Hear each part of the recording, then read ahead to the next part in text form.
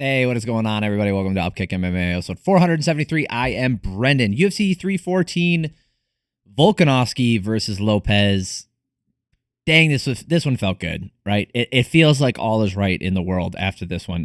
If you're not a fan of Volkanovski, I apologize in advance if I seem gleeful, but I don't know. I feel like he's more than earned this title shot through what he's done in the past, and then where he sits now, and then his performance said everything. Anyway, we're going to talk about UFC 314. We're going to talk about everything here, all the fights. We're going to break them all down round by round, go through them, talk about some weird decision. Oh, no, not weird decisions. Weird stop. Oh, no, prelims were still weird stoppages. We'll cover all that stuff. Anyway, if you like this kind of thing, subscribe to the channel. That way you know the next video is coming out, and I'd really appreciate it. Let's get into it because this was a 5-rounder, so we have a lot of stuff to talk about. All right. All right. Saying that like 7 times. Good grief. Diego Lopes, do I think he earned a title shot? In the circumstances, yes. Do I think there could have been an argument made that Volkanovski didn't deserve this? Yes. Let's put all that aside.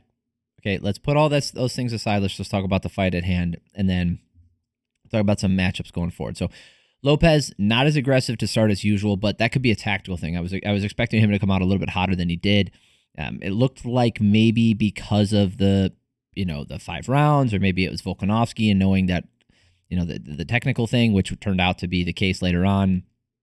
It's just, he didn't look like himself, the normal aggressive, I don't care. He did eventually when he started to open up, and then he paid for it, but then well, again, we'll talk about those things. So in tight, Volkanovski's landing some really great hooks, finding the mark with some spinning back fists to start. Lopes just not using as many long strikes in his kicks as you would think. He's taller, and yes, he only has a 1-inch reach advantage because Volkanovski has got, a good ape index, long arms. But the kicks, for a taller fighter, his legs most likely are longer. So just kick at him. And he was doing a little bit of it, but he didn't do that very much. And a huge right hand from Volkanovski after he sets it up with the jab, and Lopes' chin already paying dividends. So this whole fight, right, if Lopes doesn't have a granite chin, this fight's over in round 1 or round 2. It just is, right? We're talking about Volkanovski coming back and polishing a guy off, and looking like he's never been better and all that other stuff. Now, in the end, it ended up going that way anyway, but if Lopes doesn't have that great chin, we get a highlight reel knockout, because that's what should have happened. And then both guys land, a little bit goes by, and then both guys land. Volk lands the last shot in the sequence, and he shakes him again with that left hook, and Volkanovski just a great over-under body lock, landing some shots against the cage, gets a takedown with 18 seconds left, landing some really hard ground and pound to end the round. Tons of damage, clearly at least a 10-9. Wouldn't go 10-8 just because the Lopes did land some strikes, striking numbers 27-8 in favor of Volkanovski. Again, not even close. And if scoring were the way it should be, that's a 10-8 round, where 10-8 means one fighter clearly won the round. There's no way you can say that Lopes won this round, right? Right. So that's how it should be. There should be lots of 10-8s. And then when you have a real beating, that's a 10-7, right? That's how it should be, but that's not what we get. Anyway, 10-9 Volkanovski, second round. We'll try to move through this a little bit quicker. All right, Lopes is waiting a ton. Volkanovski able to mix up the targets using the low kicks, jabs, body shots, leading with that right hand, checking with the lead hook, just mixing up all of his tools. And there it is again. Volk rocks him with that left hand, gets into the clinch. Lopes does manage to drop Volkanovski at the very end of this round with a right hand, but nothing to follow up, and clearly not his round. Outstruck 24-16. Volkanovski hurt him multiple times in this round. If you have bad recency bias, which we'll talk about the scorecards later, you could give this to Lopes. Probably his best round other than the 4th round, but even in the 4th round, it's a hard argument. We'll get to that. 3rd round, very slow fight from Lopes. Volkanovski, so I have Volkanovski up 20 to 18. Very slow fight from Lopes. Volkanovski is just getting in front in the margins, even when they're not doing anything. He's not landing the bigger shots. He's just landing more. Right, the volume is there. Volume is usually a good way to win a decision.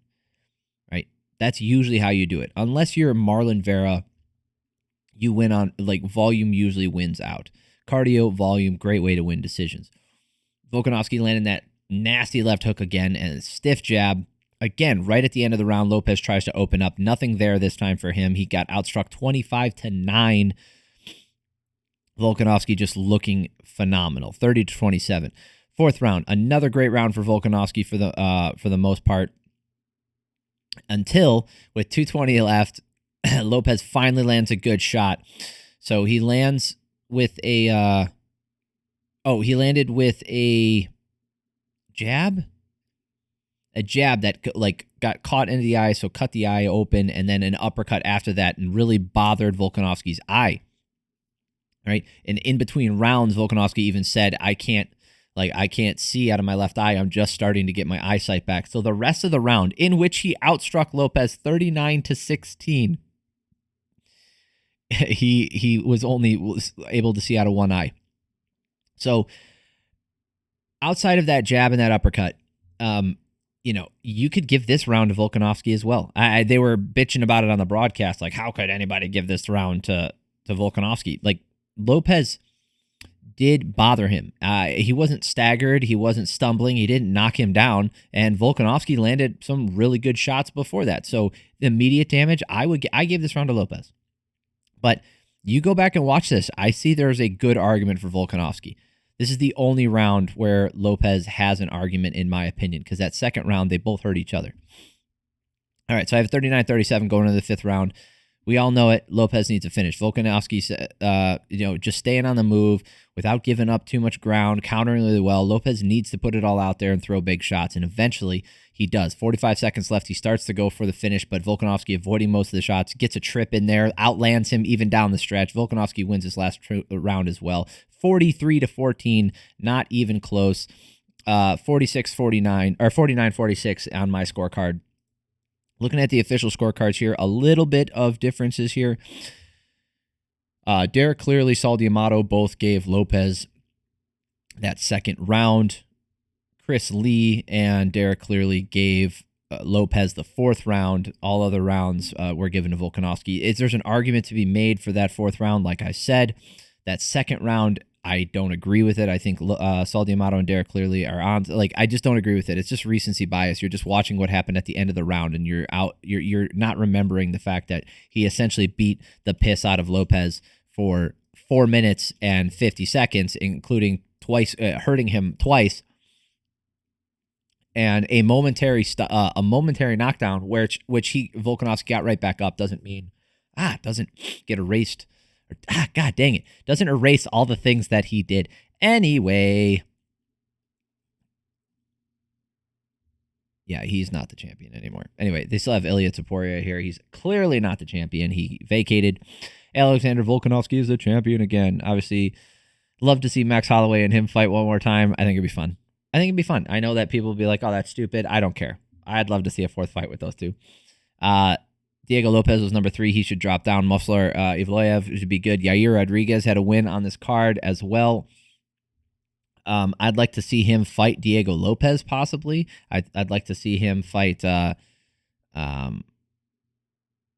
an Arnold Allen or something. There's a lot of people that he can fight, because the performance that he had against Patricio Pitbull was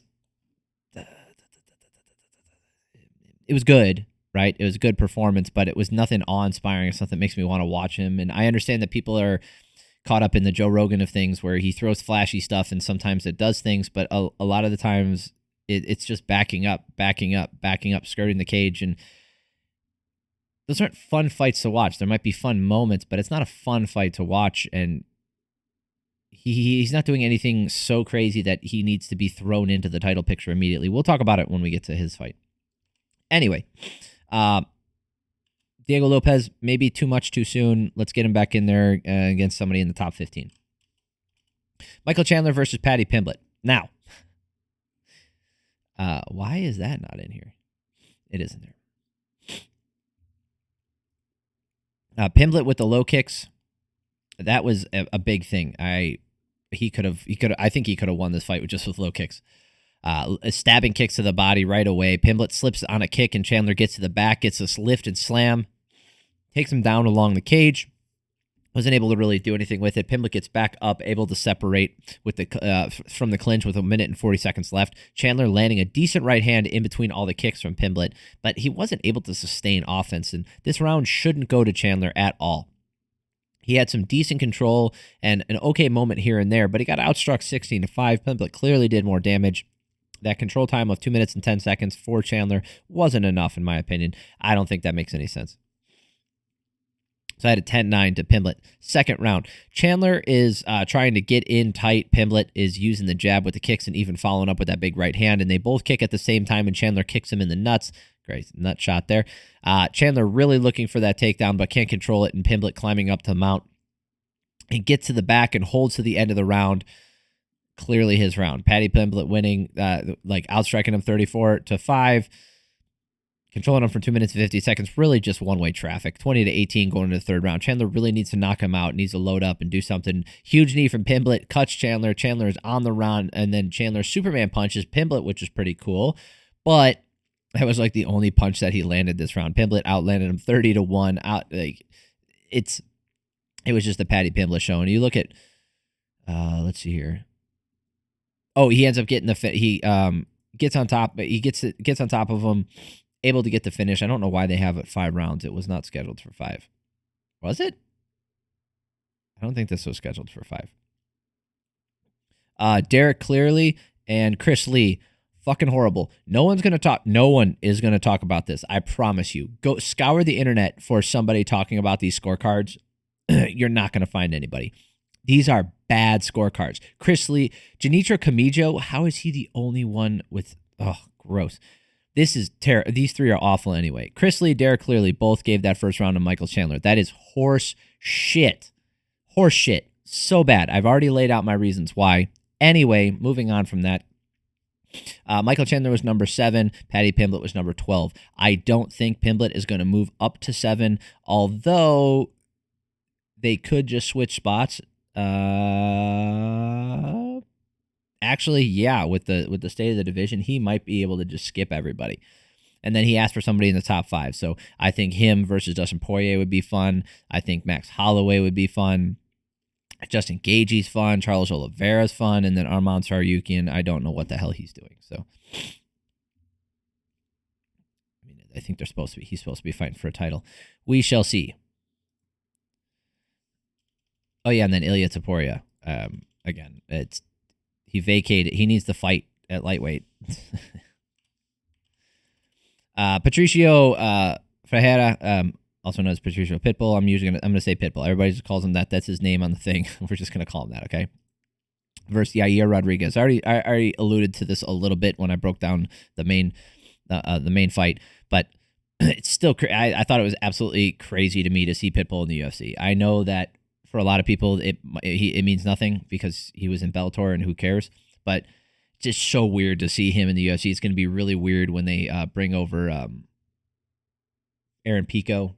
It's just going to be weird to see them in the UFC, that's all. Real long-range start. Neither guy wants to open up. Pitbull first to engage, but gets countered by a fast 1-2. He catches a kick, but gets hit for it. Really, really slow start from these guys. Not the most exciting. Yair Rodriguez ends up... Rodriguez runs across the cage while pressing forward, lands a kick, like a head kick. That was kind of cool. Pitbull catches a kick, gets on top, kicking the legs out as Rodriguez tries to roll and repeatedly hits him in the back of the head. Oh, yeah. That's another thing. So Pitbull gets him down, right? I gave this first round to Rodriguez, Yair. That makes sense. He outstruck him, did more damage, blah, blah, blah, blah. When they're on the ground, okay, it doesn't say he has any... He doesn't have any ground strikes in that first round. Okay, so apparently those don't count as strikes when he hits him to the back of the head. But Pitbull's on top of him. Yair is punching like this, right? And some of them are catching the ear, but a majority of them are just hitting Pitbull in the back of the head. Pitbull complains about it. Then they talk about it in the commentary. Okay, commentary saying the shots to the back of the head were not that hard. It doesn't matter. It doesn't matter if it's a hard eye poke or a light eye poke or a hard nut shot or a light nut shot. Illegal is illegal. Now, afterwards, you can grade the effect and what it has on after the outcome has been decided. But I still think there should be a point deduction. That's ridiculous. Oh, it's a little fence grab versus a big fence grab. I don't give a shit. You shouldn't care either.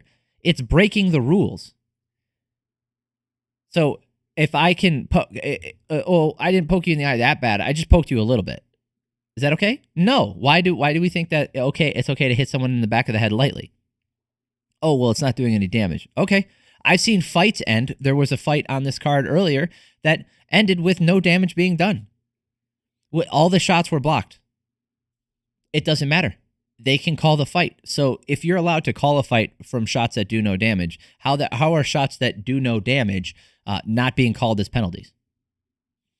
It's stupid. Commentary team, I hate when they have these like flash takes, and I know they're doing it live, so they don't have time to think about it. But hearing them talk, you kind of get the train of thought that they have. And I just not only don't I agree with it, it doesn't make any logical sense. And if you were to bring it to them, then they would see the error of their ways, but you can't do that live. And like, no one's going to talk about it later. No one's going to talk about it because it didn't play a big enough role. Anyway, super slow round in the second round, still kicks at range, and then Pitbull landing a huge left hook, a big right hand as Rodriguez kicks him in the nuts. Nice. Great takedown for Pitbull, nothing with it, and then they get back up, and Rodriguez has much more volume. He's going to win this round unless Pitbull lands a big shot, which he did not. 21-8. Kind of a boring fight to watch. Last round here, Pitbull is opening up a little bit and landing some hard shots up top, but the volume from Rodriguez is, as he's running on his bike, are just way too high. Pitbull's not cutting off the cage, and Rodriguez is able to circle really well and backpedal. And then Rodriguez, he puts Pitbull down this round. So that's what they're going to take away the highlights from this and be like, wow, look at that. He knocked him down. Go watch the other fucking 13 minutes of this fight, and you tell me it was fun to watch. And then Pitbull finally gets up. They're fighting back on the feet, but he doesn't land anything. The strike number is 38-5, so we don't need to talk about that. And then with 20 fucking seconds left, Yair Rodriguez puts his hands in the air as he's running away. He's running backwards, running away. Like, I know that he's winning, and I know that he won the fight. I get that. That is so fucking ridiculous. It's so ridiculous. I don't... 20 seconds left. 5 seconds, 10 seconds left, 5 seconds, like maybe. But 20 seconds running away with your hands up, you should get called for that shit. You have to engage. You're not allowed to run away from the fight. That's against the rules. Jeez. Bryce Mitchell versus John Silva. I didn't see this going well for Bryce Mitchell. I really didn't. There was nothing about this fight where I was like, oh, good, Bryce Mitchell's going to do it. Now, was there an outside chance he could get something done? Absolutely. It's MMA. Crazy shit happens. And in fact, that first round, I was like, oh, interesting. So Silva grabs Buffer's hand and barks into the microphone before the fights start. That's fucking weird. I didn't know that you were allowed to do that. I didn't know you were allowed to touch Bruce Buffer other than the fist bump or yell into the microphone that he has. Mitchell gets right in his face and as the fight starts, Silva smiling and pointing to his legs saying, take me down. Mitchell tentatively throwing kicks out there, the body, the sides, the side kicks. Silva's loading up on his kicks and taking the center of the cage, but he's playing around. He's making a lot of movements and faces and shit, but he's not landing anything. He's falling behind. Mitchell shoots for a takedown, doesn't get it. Mitchell gets a takedown, but falls into a guillotine, gets up, fights off the ninja choke. Remember that for later. But he took the first round. He outdamaged him, outstruck him 22-9. He was the one pressing forward. He's the one actually doing shit as John Silva was just playing around. Second round, Silva talking crap to him after he lands a really good body kick, and then Silva lands a right hand that drops Mitchell. Mitchell gets right back up, and then Silva gets a ninja choke finish. He didn't do anything crazy here. He outstruck him 18-14, but Bryce Mitchell put himself in a bad position there. Like I said, I didn't see how Bryce Mitchell was going to come out of this one with a win. It's unfortunate. When you have a matchup like that, where you have someone who's really good at grappling, and then somebody who's just a destroyer on the feet and can also grapple. Nikita Krylov versus Dominick Reyes. We don't need to bring up stats for this one. Reyes landed the stiff jab. Krylov staggered for a second, almost like 30 seconds, 40 seconds into the fight. Krylov very loosey-goosey with the way he moves, right? He's very flowy and bouncy and like doing all this shit. So when he gets caught, it looks even worse. Krylov's kicks are forcing Reyes to stay on the outside. And I was like, okay, Reyes is, as long as he's not gun shy, he's going to be able to land because those kicks are forcing him all the way to the outside. But Krylov leaves his head straight up in the air. And if he can time it, he can move in and catch him, which is exactly what happens. Left hand from Krylov Reyes as Krylov moves in, and he's knocked the fuck out. Great finish for Dominick Reyes. Great job. Very happy for him getting back on the winning track here. That's it. We're at the I've been stumbling through this. This weekend sucked. I know that this weekend did not suck. I don't want to say that. This weekend was actually really fun. As far as recording times, that sucked. And I know that it sucks that I put the video out late, but I was super busy yesterday. I didn't even get to watch the prelims live. And then today I've been super busy as well. So I just literally sat down for the first time at my house. And this is what I'm doing. I'm recording. So I appreciate y'all for stopping by. It means a lot to me. Check out the next video that I have the prelims in it. I love you guys. It means a lot. Like I said, if you like this video, hit the like button. If you like this thing, subscribe. I appreciate all those things. Have an amazing week. Peace. Love y'all.